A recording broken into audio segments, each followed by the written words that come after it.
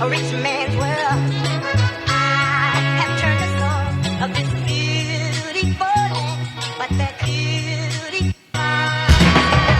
a rich man's world.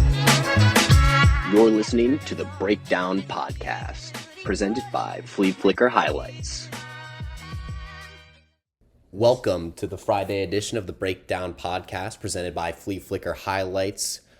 I'm your host, Wade Rainey, joined as always by my co-hosts Tyler Bush and Pal Patel, and we're going to be previewing a big weekend of action in the world of sports for you, as well as going over some of the biggest headlines from the last couple of days. Starting off with the National Basketball Association. Biggest news last couple nights, as this is recorded on Thursday, the Warriors lose again on the road, this time to the Suns, despite Steph Curry's 50. They're now 0-2 against the Suns, I believe, on the year. 0-2 against the Suns and 0-8 on the road for the Warriors. Curry, after the game, he said, I'm doing the best I can, and he literally is. He also said there's no collective mindset with this team. You don't usually see a finals team perform this bad the season after, but the Warriors do not look like themselves. Curry dropped 50, which was his 11th 50-point game, and he ties Allen Iverson for 9th all-time. And he's actually averaging 32.8 on a 53, 45, 93 shooting split, which is the last time he did this. He won MVP unanimously in 2016. Warriors are looking pretty. Steph's looking fine, but the rest of the team I'm worried about. Poole didn't have a good game the other night, but we need more consistency from the rest of the team. Yeah, it's always worrying when after the game you get a head coach, getting questions about Klay Thompson and responding in the way that he did. Kerr, he talked about how he really thinks that Thompson's, basically just forcing things right now, and that's partially why he's struggling so much. So I think first and foremost, that's what the Warriors have to figure out, is how to get Klay Thompson back on track and have that third scorer. Because obviously, the obvious totem pole right now in terms of putting the ball in the basket for the Golden State Warriors is Steph Curry, Jordan Poole, and then there's a very, very large drop-off to find that third scorer. Andrew Wiggins is the second option for the team. So I think it goes Curry, Wiggins, and then Poole, Klay, and then the rest of the playmaking options that they have. And we've talked about this before. Like Jordan Poole, although he did have that huge 36-point game against the Kings this past weekend, if you look at his season averages, he has been struggling from the field. And he hasn't looked like himself. He does have a lot of variability in his performances, and I'm not sure if the Warriors are prepared to solve this problem, because this is something that has truly rocked this team. Yeah, and you just mentioned Andrew Wiggins. He's only played in 5 games. Not superstar numbers like he was last year, only 18-5-2. I think he was the glue when it came to that finals team last year. He was probably their most consistent player. You can count on him for 20 points a game, good defense, and I'm just not seeing that this year, and I think that could be a huge reason why. His shooting splits look fine. He needs to get start involved this year, more, it's only been 5 games. Again, it just in he needs to be in the lineup. In an 82-game season, I trust Steve Kerr enough. The problems, although they are alarming now, I still think that they're well equipped to handle what comes their way. And I honestly don't think that we do need to spend too much time talking about this Warriors team, because honestly, even if the Warriors figure it out and start winning on the road and get their guys looking good again, they have a lot of competition in this West. And maybe this team just isn't good enough right now to compete. And I think that that's a legitimate possibility that we have to consider. The Trailblazers are leading the conference. They have a 10-4 record. And then the Suns are right behind them, and the Nuggets are tied with them as well. So we have a lot of we just have a lot of different teams competing to be at the top right now. Yeah, moving over to the East, biggest news on the last couple of days is Lamelo Ball in the Hornets' loss against the Pacers has re-injured his ankle with just a minute and 34 seconds left in the game. Even worse, the injury was caused by stepping on a fan. So just kind of sucks to see that happen to one of the NBA's promising young stars again. And, really what came back. Yeah, and really what makes this Hornets team really notable at all this year. He's the player that does that. Otherwise, I feel like kind of just a middling blah team, roster in terms of excitement. 4-12. This team is very hard to watch. They missed their catalyst. I mean, they lost Bridges to jail. So I mean, like things happen. You know what I mean? Like this team ran through Ball, and like that duo was one of the most exciting in the NBA just on their own. And I think that taking away the both of them has hurt them a lot this year. Talking about the Hornets though.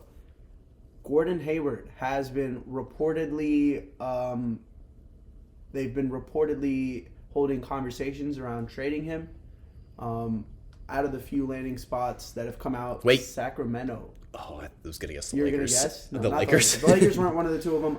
Sacramento is one of the, I mean, obviously you're going to see the Lakers. Yeah, like attached to any. Yeah, like that's going to be. But the Hornets are looking to move on from Gordon Hayward and possibly also P.J. Washington.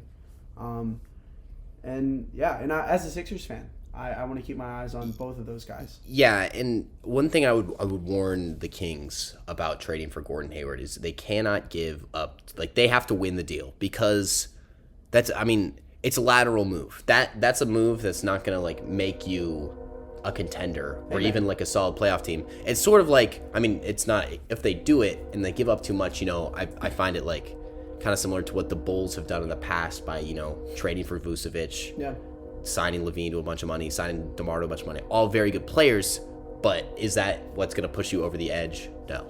I'll ask you this though, Wade. This has become a trend that we've seen more of in the NBA where it's, do you bother going out and getting a guy that will make a positive impact, but they're not, for a fact that they're not going to be able to provide like the championship caliber push? Is it worth going ahead and signing these guys? And that's a question that some teams have answered differently. You know what I mean? And I think that the way that this question is answered has changed the entire complexion of the league because of how much polarization there is between the teams that are tanking and the teams that are all in to win. Yeah, I don't know. For me, especially in a league where, a title, like your title window is very small in the NBA. There are only certain teams that, can open it up. It's not, it's the only league I would say where it's smaller is the NFL. Just because of all the variables there. But you have small title windows and the Bulls now they're not going to win an NBA title for at least another 6 or 7 years now. Like they're out of the running. Like that, like don't say that. For sure. Yeah, but like unless something very drastic changes. But like that's what I'm saying. But those 6-7 year periods where you just can't win a title because you've committed to this project, like that's what I'm talking about. Like you better be sure that this is something that can push you over the top if you're gonna The crazy thing is that 6-8 year process that you're talking about can be 15, 20, 25 years if you're a small market team and you get unlucky in the draft a few times. Like Sacramento is one of those teams. It took them. But that's what I was going to say. Them. Are they even good? That's the thing. Like Sacramento might not even. Sacramento. All right, let's talk about this Kings team for a second. T-Wish loves them. They're on a 4-game win streak right now. I said this on the last pod. Killed the Nets. I said this on the last pod. They have the largest winning streak in the West right now. They killed, like T-Bush said, they killed the Nets. They put up 153. That's in regulation. The Nets, they put up 121, so definitely a valiant effort. KD had 27, 6, and 4 in their loss, but this Kings team, man. They were led in scoring by Terrence Davis, and I'm just going to name all their scorers that had more than 10 points. Harrison Barnes, Sabonis, Kevin Huerter, De'Aaron Fox, Terrence Davis, Trey Lyles, Malik Monk. That's 7 guys that had more than 10, and all of those guys actually had more than 12. You know what I mean? So they just have they're just constructed to where they have a lot of different guys that can score the basketball, and we're seeing it now. I think that this answers the question of do they trade for Gordon Hayward, and I say no because they have so much depth. One of those guys I want to kind of bring up, Kevin Huerter, averaging 17 points a game, shooting the ball. I'm glad you brought him really up. well, bro. Yeah. He's playing so good. He's an upstate New York guy, so I had to bring him up. Okay. I don't know why Atlanta paid him. I didn't think he was worth the money. I guess they realized it after as well. Yeah. I mean, I'm sure we'll get into this Hawks team, if not on this pod, but at some point. They're very interesting. And that trade for Murray has been, in my opinion, the best move of the offseason, even comparing it with Donovan Mitchell in Cleveland right now. I think that the DeJounte Murray move has been the best one of the offseason. Aren't Trae Young and Murray both top 3 in assists right now?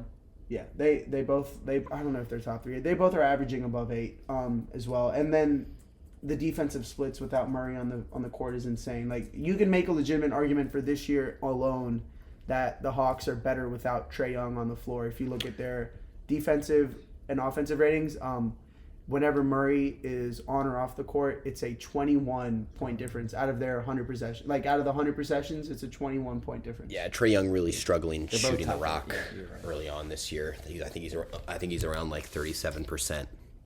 He's the from worst. the field. He's the worst percentage shooter on that team, and he takes the most shots. So definitely, They got definitely killed by the interesting. Celtics last night, though. So I think that kind of like the A Hawks Celtics- team, they're a- better than last year, but I mean, you do see the tiers start to fall in the East. I mean, They got killed by a Celtics Celtics. team that were missing both of their top 2 point guard options. They started Derek White at point guard, and they still played ball. This Celtics team is a different beast, though. They're riding an 8-game win streak right now, first in the East, and it looks like they can just go out there and score more than anyone else on any given night. and I think Tatum's evolving as a player. I had a conversation with Ben in our living room as we were watching the game. I'm like, Tatum was like 1 for 9 or something. I'm like, this is kind of the problem last year in the finals. Tatum's got to learn how to facilitate because you can't, as a star, you need to put up the stats in the other categories if you're only going to score 9 points in a game.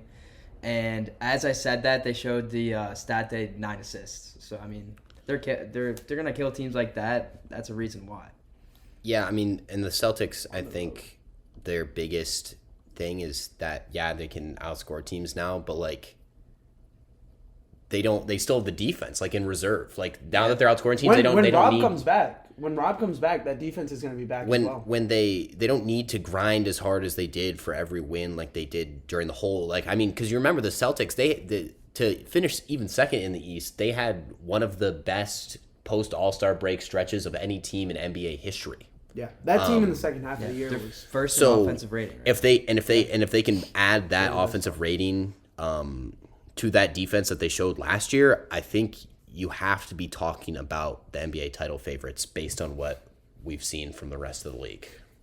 the Bucks aren't too far back though, right? No. But the Celtics, I think the Celtics' switchability is what puts them apart within their starting lineup with Rob Williams in there. Obviously, ideally. A point I think worth making as well is a big difference this year compared to years past is Jason Tatum. I think that this year is the complete announcement of his introduction into the top 5 players of the league. Like, I think after this year and beyond, he'll maintain a level of play that puts him in that conversation very easily. And we're seeing it not only just because of his improvements in his distribution, but also just the overall game management. The Celtics just look like they're in control more now. Whenever he has the ball in his hands, he's able to play off Jaylen Brown a lot easier. We've seen Jaylen Brown have an electric start to the season as well. I mean, the Celtics team they're good. They're good, and they're not even fully healthy yet. That's the scariest part, in my opinion. And I'm not sure if there are very many teams in the East that can compete with them, apart from the Bucks, Cavs, and then right now, I want to say right now the Sixers and the Heat, but that could change if these two teams don't pick it up. If the Heat and Sixers don't pick it up. Yeah, I mean, the thing about the Celtics is I think Jaylen Brown has all the tools to be a top 15 player in the NBA, and we've seen that that's like the recipe. You need like 2 top 15 guys in order to win a title, and I think that they could have that. Where the thing is the Celtics what the Celtics need is just Marcus Smart to stay steady. Yeah. Like we saw it in the playoffs last year. Obviously, that's a long way away. Mm-hmm. But his erratic play, some questionable decision-making down the stretch of some important games really cost them from time to time. He just needs to play average point guard. Keep the defense. We love the defense. Just play point guard like a normal point guard. He's in played the point playoffs. guard well this year. In the playoffs. Well, I think, again, I just think that He tried to do this too much year, offensively. I think this year the Celtics team is different, though, in the way that they play and the style that they play in as well. And I think that typically, like, we are fair to look back at their previous performances. But I think that this year, just because of the change in their style, I think that they kind of deserve like a fresh start. Like I personally, I'm like throwing away a lot of my assumptions about the Celtics team that I've developed over the past 3 or 4 years, watching Jason Tatum evolve, watching Jaylen Brown evolve, watching Marcus Smart evolve, and the three of them playing together with Al Horford and Rob and Patrick Williams. And I think that they have, even Derek White, like they have a lot of guys that know the system really well and they play together really well. And I think it's just one of those things where it's like the Warriors, man. Like Clay and Steph were together for so long before they figured it out. And then when they figured it out, no one could stop them. You know what I mean? And that kind of stuff doesn't happen overnight. And I think the Celtics, more than any other team in the league right now, has kind of put in that work or like the legwork to kind of deserve their time at the top. Not to say that, the Suns or the Bucks or anyone else doesn't deserve it as much as them or anything. Yeah, I mean, doing it through the draft is always difficult. I mean, we're already seeing it over in Utah. Danny Ainge knows how to put together a team. And it's too bad for him that if or when the Celtics win the title this year, that it will be his work that will have been like the centerpiece in Jason Tatum and Jaylen Brown, but he will not be there. Too, pretty much. I mean, him and all those picks, and Brad. all those players, like so many of them are draft picks, like almost all. And now, like you had Celtics fans questioning, whether you should trade for Paul George, like after you get Kyrie, and like now we've seen after all this transpired that maybe trust the guy who's the general manager and not Rob from Southie, for your Boston Celtics advice. Yeah, because he knows best, bro. He's been watching the Celtics his whole life. Yeah, I think Danny Ainge might know what he's doing. Some matchups to watch this weekend. Looking ahead on Friday, we've got Bucks Sixers. Big time test for the Sixers. We'll kind of see how serious they are in terms of contending for the East. The Bucks, I want to say, an interesting stat I came across. Out of the top 6 players in the NBA, the Bucks have 5 of the top 6 players in defensive rating in the league. Yeah. It's the Bucks starting 5, and then Zubac is the top 6. And so I think that we'll get to see if Embiid and Maxey have enough to get by him. That'll be a huge one in just determining the entire momentum of the Sixers squad going forward. Yeah, you got to give credit to Mike Budenholzer here for partially for that defense. Sometimes, in the NBA, it's hard to get guys to buy in and work and do the defensive work, but Budenholzer's clearly done that. He's got a good group of guys, good leaders. Giannis is so well respected. Drew Holiday is such a well respected player. Chris Middleton.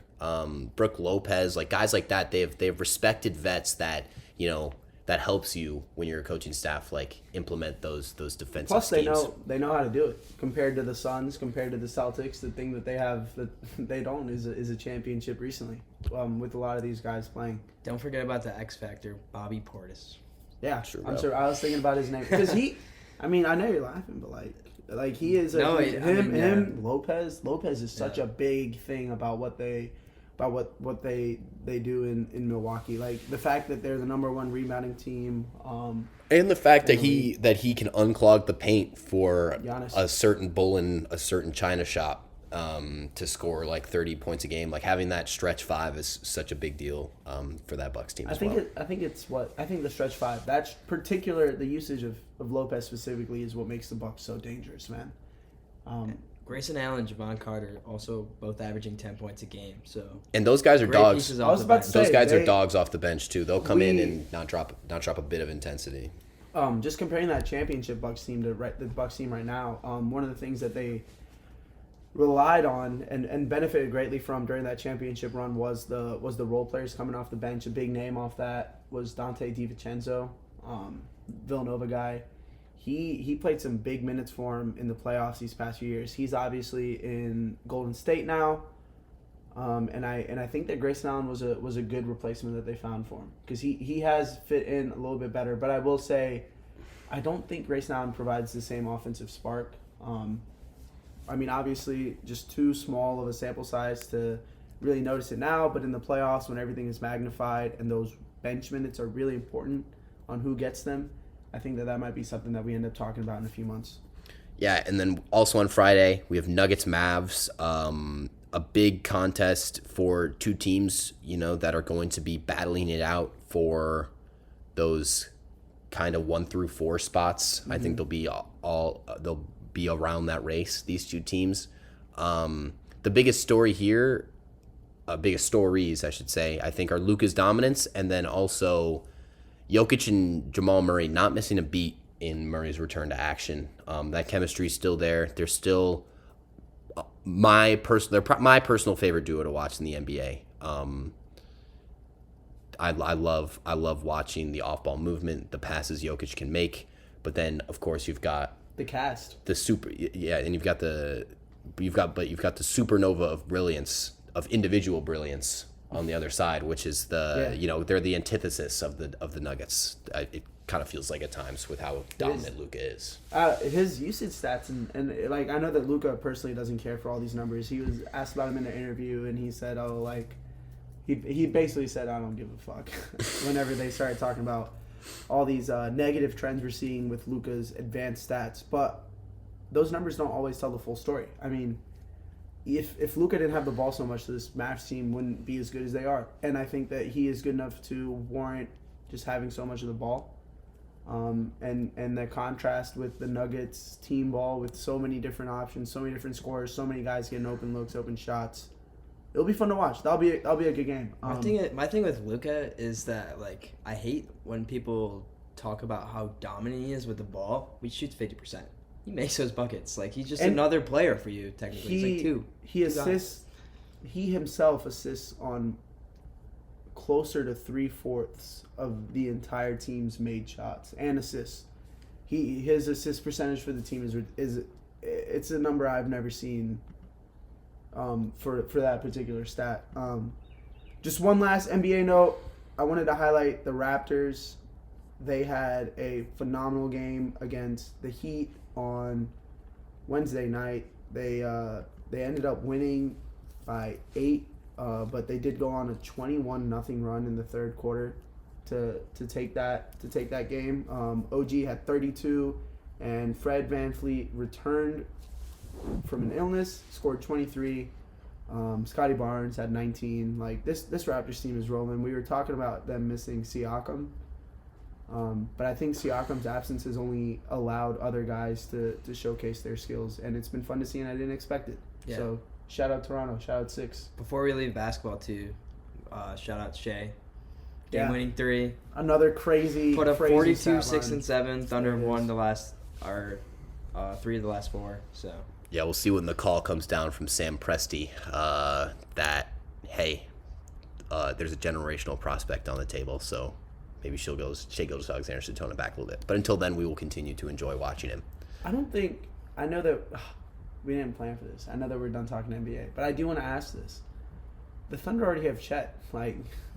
Do they need Victor per se? Do you think the experience that this team is gaining right now, winning basketball games, that is you can't put a price on that next year. Whenever they do have Chet, they do have expectations, and they do need these wins. They're going to rely on this experience that they had. I think from a general manager's perspective, Victor's just too good. if you have a legitimate chance to get Victor Wembanyama, you have to do it. You have to. I think that's. But I do see what you're saying. Yeah, that's what I was gonna say. The question I posed. I mean, the player that you can get is Victor Wembanyama.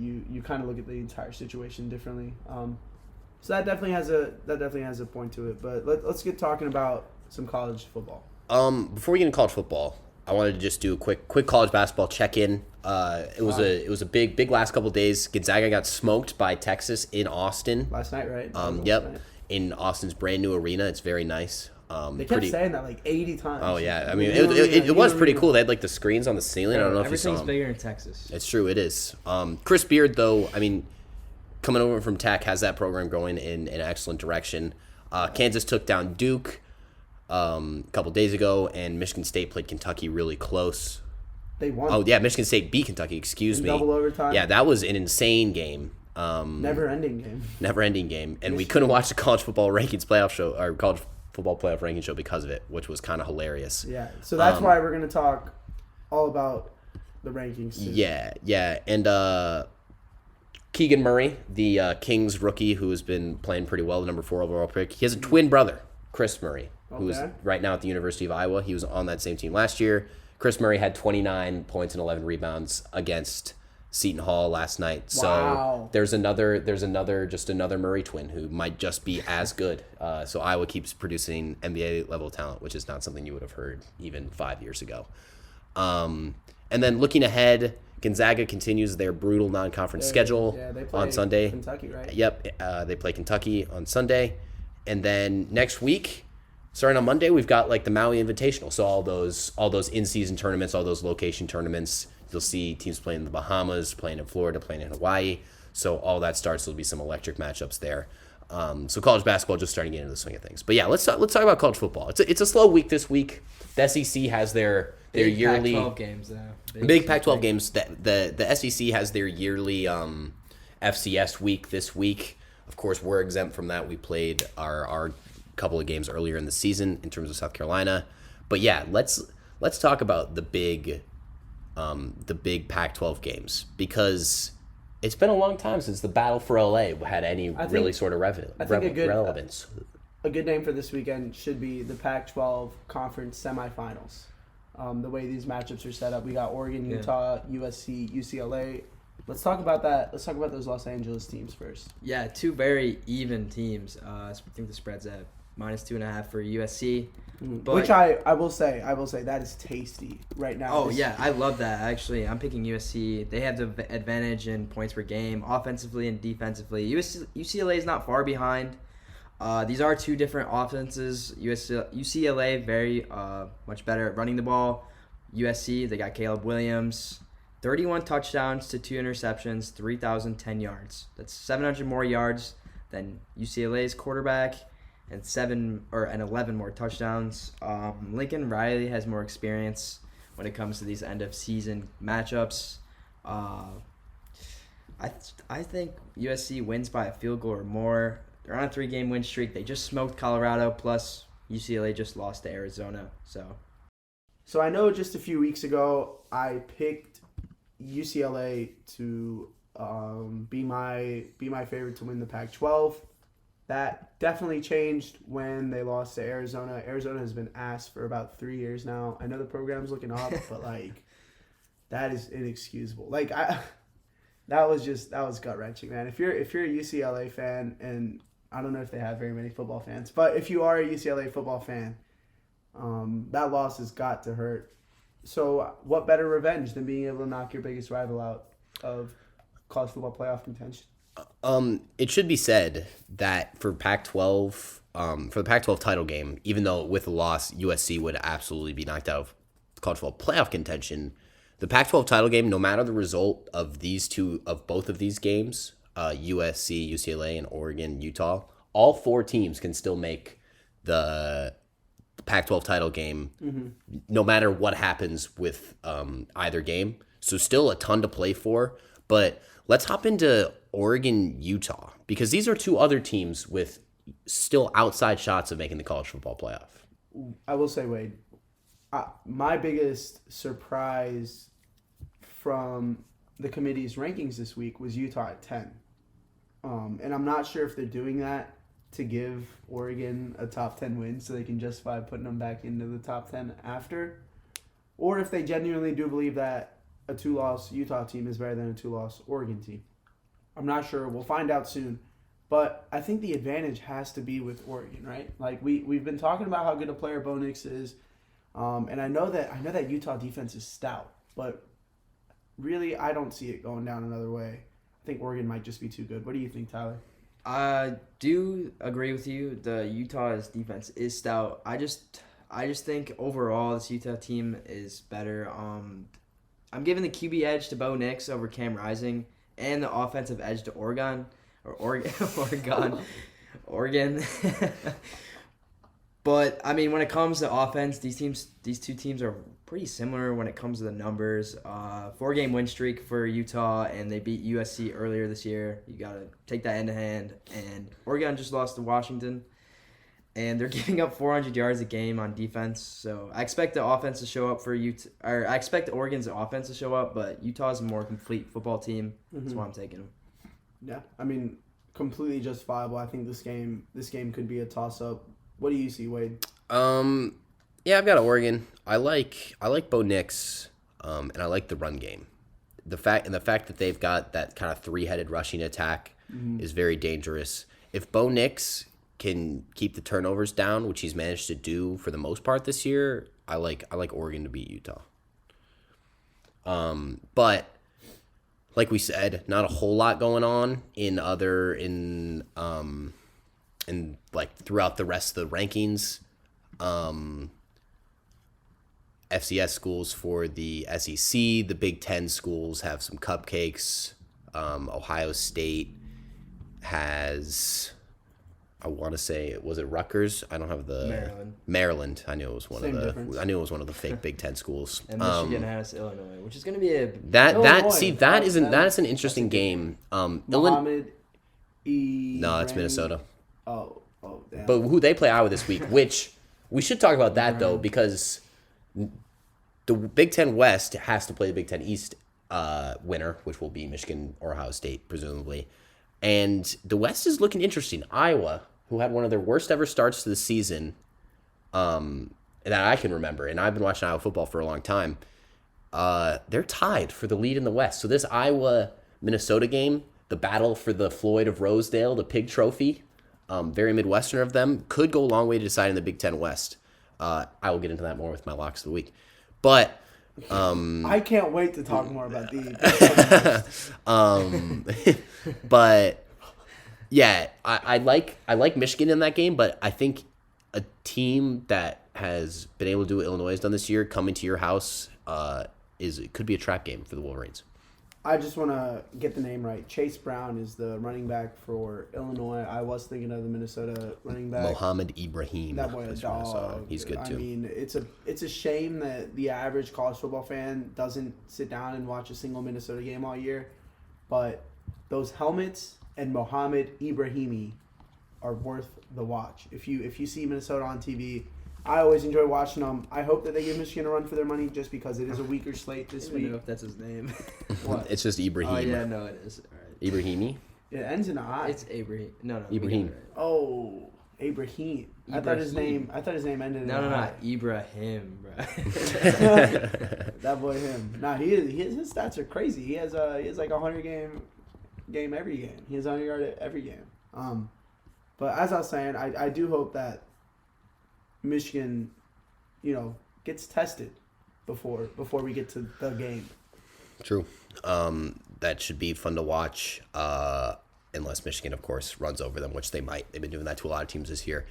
Speaking of teams getting run over, Tennessee comes to Columbia this weekend, and this is one of those where I'm going to be honest. I have absolutely no faith that we're not going to get blown out. No, we're going to get blown out. Tennessee's got a 90% chance to win this game. And last year, we had a weaker team. It was 38-0 at halftime. Against a worse Tennessee team as well. Yes. The spread is at Tennessee 22. was number 3 going into that game, though, actually. The spread. Oh, really? The spread is at 22. It's a bad week for your football team when nobody's talking about the game and everyone's just talking about the tailgating plans, man. Like that's just that's honestly how you know. We don't. We're not gonna sit here and tell you we expect South Carolina to win, or like if we do this, and that right, then we'll be able to win that. Like, we're playing a team that we know is better than us. They have been playing better than us. They have the confidence. And honestly, a win would be. I mean, that would be the best win in program history in the past about 10 years, because that Alabama win was over 10 years ago now. Yeah, we can only hope, but, I mean, good news for South Carolina. They're good against the air, but Tennessee averages 70 more rushing yards than South Carolina does, and that's South Carolina's strong suit. Yeah, I was going to say. And Tennessee just beat Missouri by 42, who we lost to. At home as well. We could not score on that defense. I wonder what Tennessee's defense will do to us. Yeah, it's been disappointing. A little bit of a backslide. They could put up 70 points on us. Like, Shout out for Cam Smith, man. Last game at Willie B for him. First round draft pick for sure. I was just sitting here trying to think of some of his most iconic moments. And I think that Georgia game where we went to Athens and won 2 years ago, that's probably my favorite Cam Smith game. Him and Mukwamu were locked down that day. But yeah, just want to, since we are all USC students, it's nice to shout out. I guess he is technically our fellow peer. So as a student. So yeah, shout out Cam Smith. Yeah, man. Student athlete. First round draft pick. I hope he has a great career in the NFL so that I can watch football on Sundays and still find a way to talk about Gamecocks. Yeah, another first round DB in the books. Hopefully. Yeah, moving on to the NFL. Another big week. Every week seems like a big week nowadays for the NFL with the amount of parity, with the amount of storylines we have. Mm-hmm. Some of the biggest headlines from this week: Jamar Chase still out. We'll talk a little bit more about that matchup in a second. The Eagles signed Ndamukong Suh and Linval Joseph after some injuries on that defensive line. Pal, what do you think of those moves? Great moves. Add depth, add experience, and fill a few needs. Run stopping is, I would say, the Eagles' biggest shortcoming. It's not a weakness, but it is where we struggle the most, and that was highlighted on Monday night during our only loss of the year. So it's nice that they went out, got some immediate solutions. Yeah, and didn't waste any time. What do you think? What do you guys think? I think they brought these guys in just in time for a Colts team who just put up 200 plus rushing yards against the Raiders. Mm-hmm. And I'm actually gonna go on a limb here and pick the Colts to win this one. I was gonna say, in our notes here, by the way, before we get out of injury and signing stuff, the Rams expect Matt Stafford to start. For anyone who still cares about them, even though I think they're kind of a lost cause at this point. Cooper Kupp on the IR, likely out for season. So, Tyler highlighted Eagles at Colts in our notes here, which is not normally a game I would have highlighted from this slate personally, right? But he does have something he wants to talk about. So let's hear the bold prediction. Let's give him the mic. Yeah. So this Colts team, looking bad until they brought in superstar head coach Jeff Saturday, who has a better winning percentage than current head coach Bill Belichick. Just wanted to see Pal's reaction to that.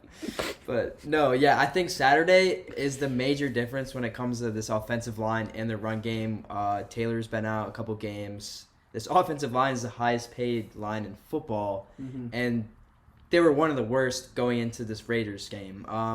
I think Saturday's purpose is, I mean, he's an offensive lineman. He was an offensive lineman. A very, very, very, very good one as well. Yeah, and a smart one as well. I don't care that he didn't coach college football. He did a great job securing a win last week, and I think he keeps the momentum going. Jim Irsay brought him in for the run game. And I think Matt Ryan is a sufficient quarterback. I compare this team to the Commanders from last week. I think Matt Ryan is a better quarterback than Heineke. I think their run game has the potential to be stronger. And I don't really see this defense giving up too many points on a weekly basis. So this is why I'm picking the Colts. My one issue with Jeff Saturday is that he kind of always looks like he's about to cry. That's like my one big grievance. But yeah, I mean, you'd hope, like we've seen what this Colts offensive line can do. And they've got guys that were playing at a high level that just aren't really playing at a high level anymore. And so what better solution than, hiring a guy who has, done it on the offensive line. So from that aspect, it makes sense, despite all the criticism that's coming about, the decision-making process. And who knows, the criticism could be justified. Jim Irsay could have just been like, I want to fucking hire Jeff Saturday, which is probably what happened. He's a billionaire. He can do what he wants. So. T. Bush probably just gave us the stupidest take on this podcast. By the way. Like, we do this salty nut locks of the week thing. And Wait till my lock of the week. Oh, God, no. Wait till my lock We of the sit week. we sit here and say we are giving you guys a chance to win money. We are giving you guys a shot to deceive the books. Get back at those evil Vegas bookies. I've never claimed to do such a thing. That's my sole purpose, dog. I sit here, bro. I clock in. I'm watching those games. That's Last my time I sole bet purpose. against the Eagles, I won $150. All right, So. listen to this. Listen to this, though. He's sharking right now, bro. I think Tyler is just looking at this game too hard. Like, I understand all the thing about the Colts. Fuck, bro. I was the only one that picked the Colts last week against the damn Raiders, and you guys were telling me that they suck. And you guys were like, the Colts this, the Colts that. I was like, shut up. That was bro. before I found out Jeff Saturday is the Let me best talk coach in the about NFL. The Eagles are not going to fucking have 3 fumbles and an interception that literally goes through A.J. Brown's hands, just grabbed by the DB. I understand that undefeated teams get exposed and then they end up not being so good. But there's also, the way that you lose does matter. And the way that the Eagles lost was not that we did not put ourselves in the position to win. It's the fact that we just had a bad game, and all the mistakes are something that you can easily fix and learn from and move on from. And I think we might have conflicting locks of the week now. That's where, we'll figure it out in a few minutes when we get there. This is interesting. You don't have to say it now, but T. Bush, you seriously can't think the Colts are going to, just pick them at the spread, bro. Just do yourself a favor so you don't look so stupid. Felipe Licker Highlights is going to have a great post this Monday. Here's what I'll say. If the Eagles win, T-Bose won't post shit, dog. That's just how it is. That is also That's how true. it is. But I do want to provide some supporting evidence against the Eagles Dog, from oh the my Eagles God. statistics. Oh my Not even God. statistics. This boy really shitting on the Eagles a week after his team. As of team lost November at home. 16th, Okay. Devontae Smith, Fletcher Cox, Jason Kelsey, and Hassan Reddick are all questionable. That It doesn't play into fucking this. matter, bro. We got dogs behind them, bro. Next man up. The Eagles are deeper than anyone else in the NFL. We've been knowing this, bro. Get that bullshit out of here. We're winning by at least Fly, Eagles, fly. At least 8, bro. The Colts are dog shit, bro. You talking about Matt Ryan, dude? Get out That of is here. not a fan of the AFC South. It's not about the AFC South. It's the fact that T-Bush does this shit to purposely make me mad, and I don't want to get mad, but sometimes you just have to call the BS. You know what I mean? I'm calling it right now. I don't think this is as bullshit as you think, though. Jeff Saturday's a football guy, bro. He's a leader. He's of a men. leader of men. That's the Jeff quote. Saturday, leader of men. I'm fine with this becoming the biggest. We can become the biggest Jeff Saturday podcast out there. I'm fine with that, to be honest. You know what, bro? Just for this weekend, fuck Jeff Saturday.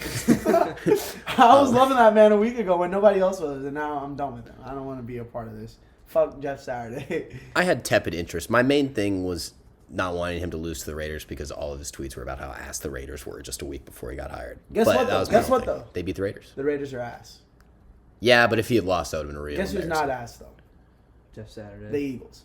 I think it's Matt a little Ryan. bit. It's a little bit different. I think it's a little bit different having to go out there and play the 2-7 Raiders and the 8-1 Eagles, who are coming off their first loss of the season. They're gonna be out here looking for fucking blood, bro. Come on. Yeah, Eagles-Colts, I personally don't think that'll end up being one of the better matchups this week. So why don't we move on to a couple of the games that will be a couple of big divisional matchups, including Jets at Patriots, which could go a very long way to deciding one of those wild card spots in the AFC. I really, really like the Patriots in this one. This is where November is Belichick time, man. This is where he starts to put things together. And the Patriots, the fact that we've heard like no news out of that quarterback situation is good news as well. Just to get some consistency, you know. And then the one thing Patriots do have to hope for by the end of the year, however, is that the Raiders fire Josh McDaniels so that he can become their offensive coordinator again. But besides that, I like the Patriots to beat the Jets here. Speaking of McDaniels, what's his name? Carr and Adams kind of backed McDaniels earlier today. That situation's kind of interesting. But like you said, this is the Patriots' time. This is the classic Patriots role where we'll see him win a couple games that they should going down the stretch. They got hot last year, made it to the playoffs, of course got obliterated by the Bills, but this team is good enough to make the playoffs. They could definitely slip in as a wild card spot. Their defense is amazing. I want to talk about Matt Judon, leading the league in sacks. It's a shame none of us talked about him whenever we talked about our defensive player of the years, by the way. Yeah, no, I think he's my defensive player of the year candidate right now. He's top 3 in QB hits, and he is top 3 in tackles for loss. And you know what the brilliance of Belichick is? When it comes time to pay him, he won't, and then he'll just find another dude who's going to become a sack machine and just one of the best defensive linemen in the NFL. Matt Judon PFF rank will drop 100 spots after he leaves New England. PFF ranks don't. we could talk about this. We could talk about this on another day, on another pod. PFF rankings. No, they're dogs. Like I don't want to just throw accusations around. Micah Parsons was like you got to be able 18 to pay. You got to like if you. Ago, I feel like if you just pay them, they put your ranking where you want it, bro. Like, it's just a form. PFF is just a formula. It's just a formula of statistics. So I know, you could be like, crazy at one stat and just have you somehow be seen better than the best player. Nerds ruining football, dog. Have you guys seen the ESPN the ESPN college football, pro football focus, like, or that's PFF, but like they have like their own their FPI version, or whatever. Yeah, whatever it is. Yeah. They use the stats football where- power index. Those fucking rankings are ass. Alabama's been top 5 for like a month since those 2 losses. Like they've been still in the top 7, top 6. Like those rankings are bad. I'm just glad we got the BCS out of there. In my personal game of the week, Cowboys at Vikings. Vikings coming off a huge, if not a little bit of a fluky win against the Bills. So I personally Can't think call that a fluke. No, the Bills should have won that game when they decided to go for a win. he's right. They had a chance. Bills to absolutely kick a 100. field goal. They were up 27-17. They had a chance to kick a field goal on 4th and goal. You're up 10. Take the points against the Vikings. Instead, they go for it, and Josh Allen throws like a duck. Like it was. And we forget they were incompletion. they were inside the 20-yard line with a chance to score a touchdown to win the game in overtime as well, and that's not even counting the quarterback center exchange. So if you're going to talk about the Eagles getting like stupid turnovers and shit, all that to lose to the Commanders, you have to say the same thing about the Bills last week, in my opinion. So I think the Vikings, while it was a big win, and even like just hanging with a team like the Bills like that is, a moral victory. I know we talk about that a lot, but they still have something to prove. And I think if they can come out and put on a strong performance against the Cowboys, then that solidifies them as top 2. The interesting thing is the Vikings aren't even favored in this game. I love the money line this week, actually. Cowboys got some questionable statuses on the injury report. Anthony Barr, DeMarcus Lawrence, those are key guys right there. Zeke might be out again. Doesn't make a difference. Yeah, no, Tony Pollard's been playing really well. Yeah. Like We we all give that man expected him his- to be that guy, like literally 2 years ago, and he's doing it right now. The unfortunate news for the Vikings is Cam Dantzler got placed on IR. Mm-hmm. He's solid cornerback, but Patrick Peterson, what a story this year, honestly. He's 2 picks against the Bills last game, and he is the leader of this Vikings team. Coming over from the Cardinals, former All-Pro, kind of had a little gap where he wasn't playing at the level that he probably wanted to. This year he's got the Vikings rolling. I like them against the Cowboys. All right, and then 2 more divisional matchups. We'll get right into all of our picks for the Sunday games. Bengals at Steelers. With Jamar Chase still out, this becomes very, very interesting, I think. A lot closer than a lot of people might imagine when they first see this matchup. The AFC North, the AFC North, man, it's street fights, brass knuckles, broken bottles. Like, you never know what's gonna happen. Like, it's physical, it's mean football. Helmets. These teams do not like each other. Is the helmets? Yeah, true. Assault. Period. The Vontaze Burfict, like, Juju Antonio Brown thing, where like he laid Juju out, and then Antonio Brown laid him out, and then Burfict got his shit like rocked. That was all time. I was That heartbroken. recent. I really wanted the Bengals to win that game so bad, and then Vontaze Burfict's just a fucking idiot. That man is all-time menace, bro. But Pac-Man Jones too. yeah. assuming the Ravens take the AFC North, this is a huge game for the Bengals to keep their name in that wild card hat. No, yeah, you just mentioned Chase still out, but the Bengals are fourth still in the league when it comes to passing the ball. Their offense far superior when it comes to the Steelers. Steelers aren't even averaging 16 points a game. Defense is pretty comparable, but I think this matchup, it's either going to get out of hand quick with the Bengals or the Steelers are going to win this one down the stretch in a close game. I don't see any other outcome.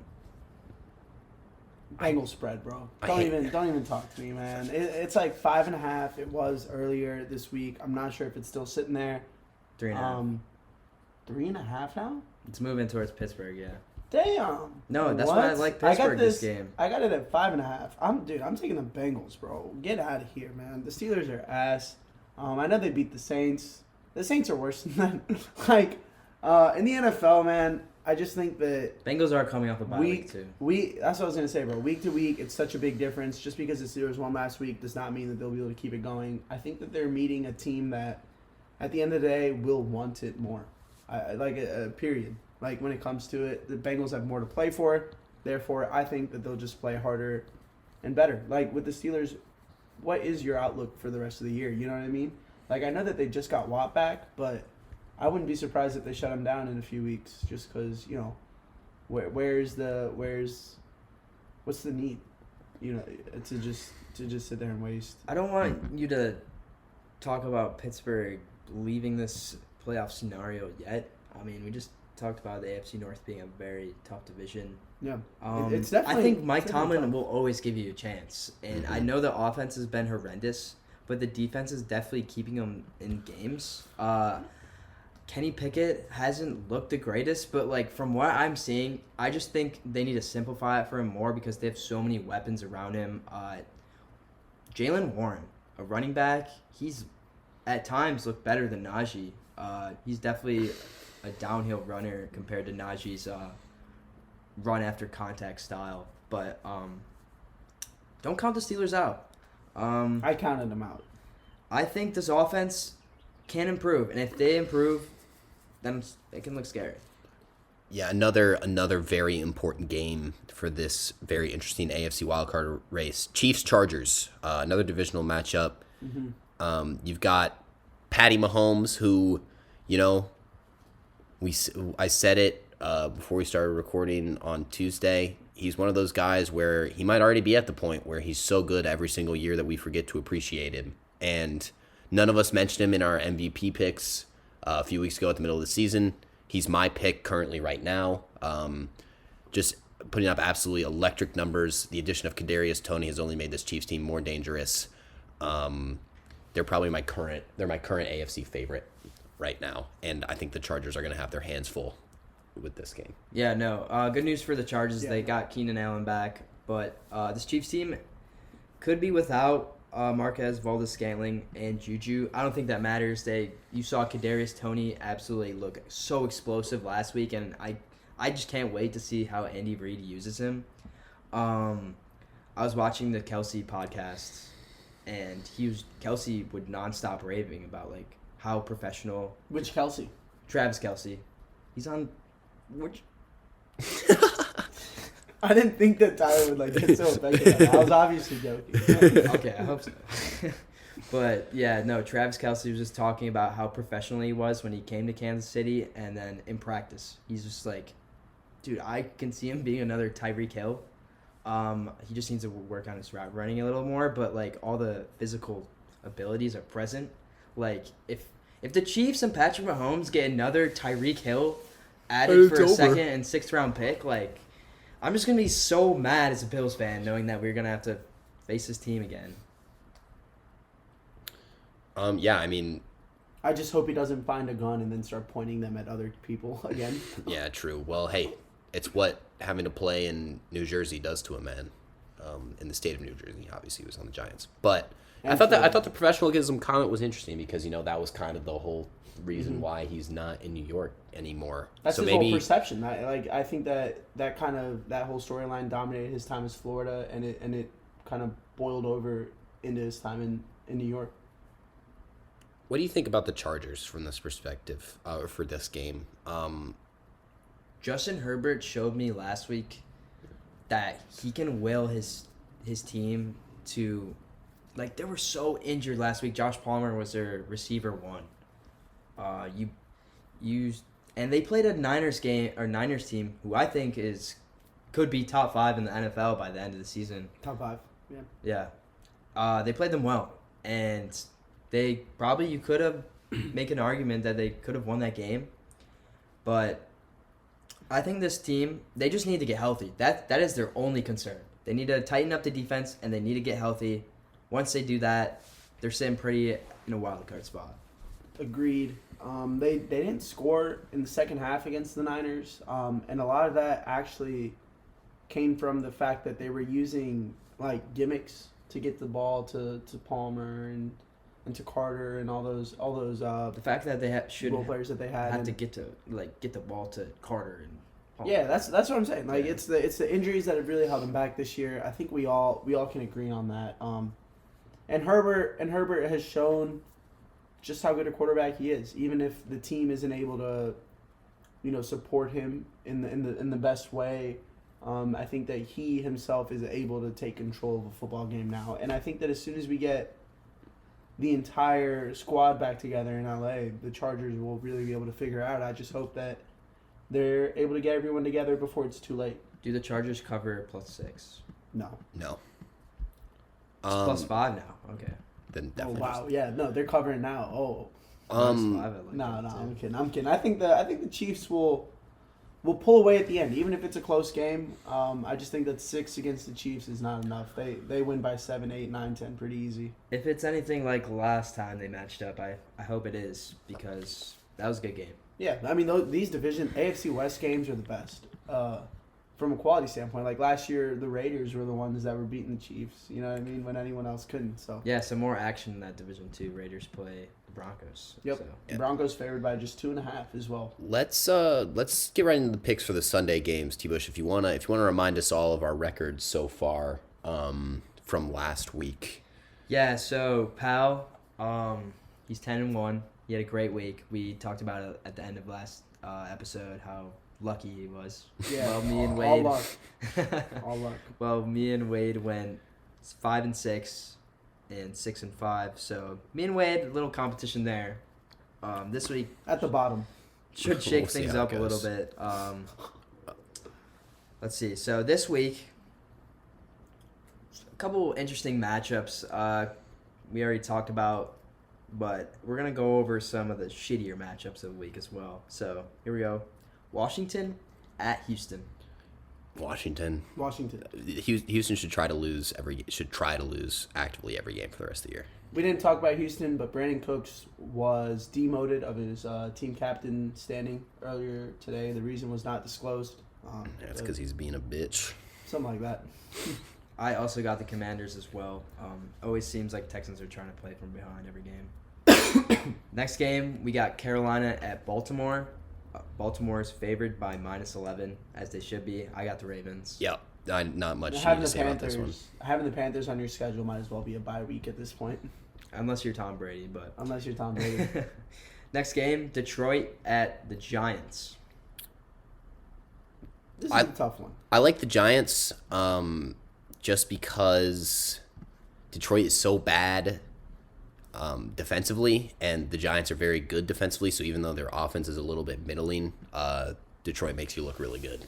Yeah, I agree with what Wade says. I think the Giants find just enough to get by. Agree. I picked the Giants as well. Philly at Indy. We talked about this one already.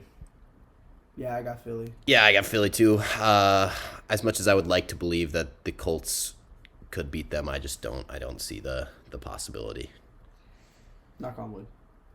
No. So No, I'm not going to. we made my case earlier. I'm going Colts. Rams at Saints. What do you like, Wade? Give me the Rams. Stafford's back. The Saints just came off probably a season-ending loss in terms of like any hope left of making the playoffs, in my opinion, last week to Pittsburgh. They're continuing to start Andy Dalton. Things are stalling in New Orleans. And I like Sean McVay to get his team back on track. This is a very winnable game. I like a coach with his quality to get his team back out there to winning ways. I'm with Wade again. I think he brought up all the right points. Matt Stafford being back is huge, and yeah, New Orleans has a lack of a sense of direction right now. Matt Stafford may be back, but Cooper Kupp is still out. That's one of the reasons why I'm going with the Saints. I probably would have picked the Rams if Jameis Winston or another QB was in there, but I think Andy Dalton and Kamara will be sufficient enough to beat this struggling Rams team. Jets at Patriots. I think this is probably the closest game, and I got the Jets. Yeah, I've got the Patriots at home. It's Belicheck time, baby. We're getting down to it. In a close one, though. I also have the Patriots. Belichick's record versus the Jets at home is pretty impressive. Going on to the next game, Cleveland at Buffalo. I think we can all agree we're picking Buffalo in this one. I got Cleveland. I literally wrote it and told you I was gonna pick Cleveland. I got the Browns. Actually, I'm gonna change that because whenever I picked it, I actually was under the impression that it would be held in 3 to 6 feet of snow. Instead, it's being played in Detroit. So I'm gonna switch and take Buffalo. Yeah, I got Buffalo as well. I would have loved to see a game get played in thunder snow, whatever that is, but especially now that it's indoors, I think Buffalo's really going to be able to showcase the fact that they're a better team. I will say one thing. You can't blame me for thinking Nick Chubb is going to dominate the Thunder Snow game. Like, I just feel like this game was set up for him, and I'm sad. I'm sad that we won't be able to see him run the ball 50 times in the snow. No, yeah, that is a great point. I mean, they're playing indoors. Advantage to the Bills in the passing game. I got them covering. Deshaun Watson is practicing as well. Yeah, no, he should be back soon. So yeah, keep an eye on that. Bears at Falcons.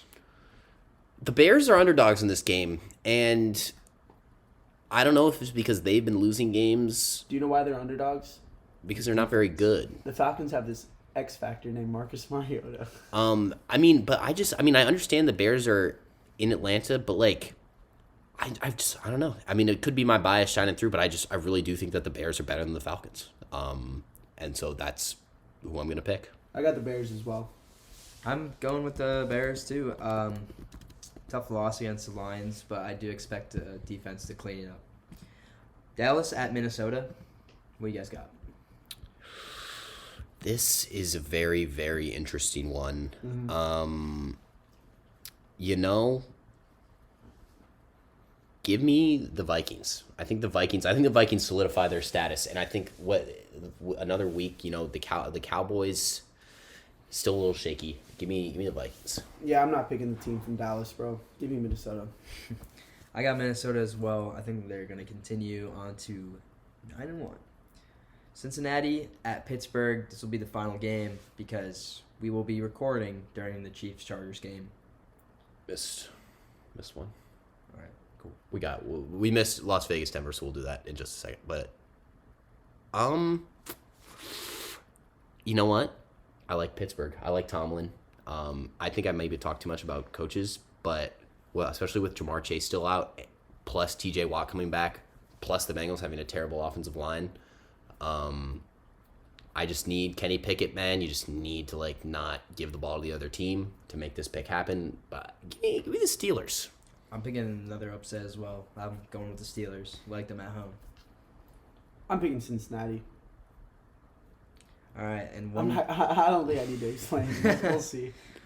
One more game left. I just lied. So, Raiders at Broncos. I mean, man, how about this for a terrible, terrible matchup?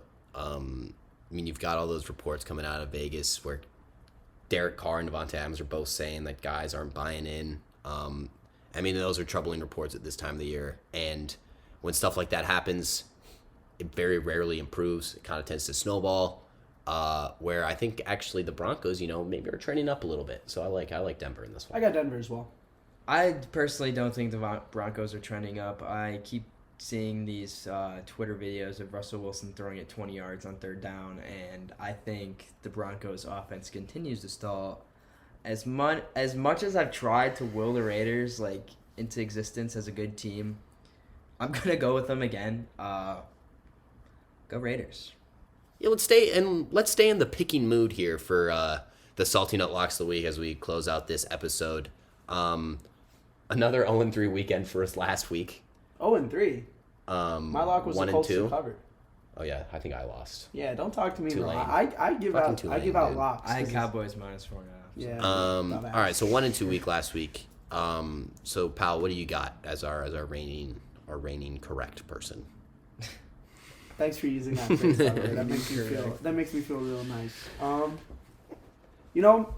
There are a few lines that I think make the short list for considerations of the lock of the week. Denver -2.5 is one of them.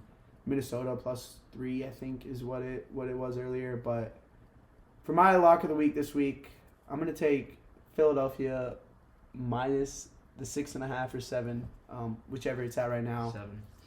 Yeah, I'll take them. I'll take them in 7 by half a point if you can, though, just because those 7-point games do happen a lot. So yeah, by the half point, take it 6.5. But that's my lock of the week.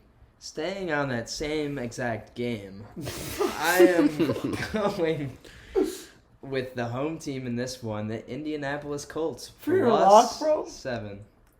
You're gonna be the reason that we never fucking have a good parlay and go 3 for 3. This will be the one conflicting week. I just had to after that conversation earlier. It honestly was. That's my also lock a going dumbass. in. But that's such a it was dumbass going lock, into bro. my.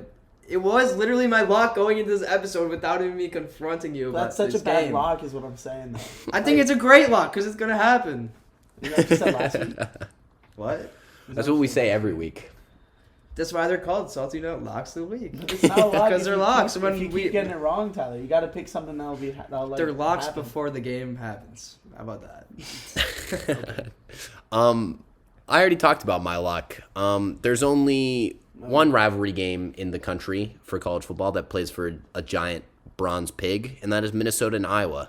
And Iowa does not usually lose to Minnesota. I love special teams. I love defense. We hate offense in the Midwest. Give me Iowa +3 on the road versus the Golden Gophers.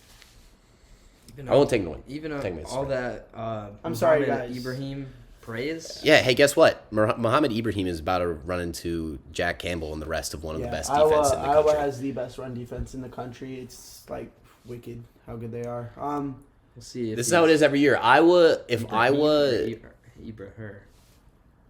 All right, bro. Cut that I'm shit. cutting that. I'm cutting that. Cut that shit. No, it happens every year.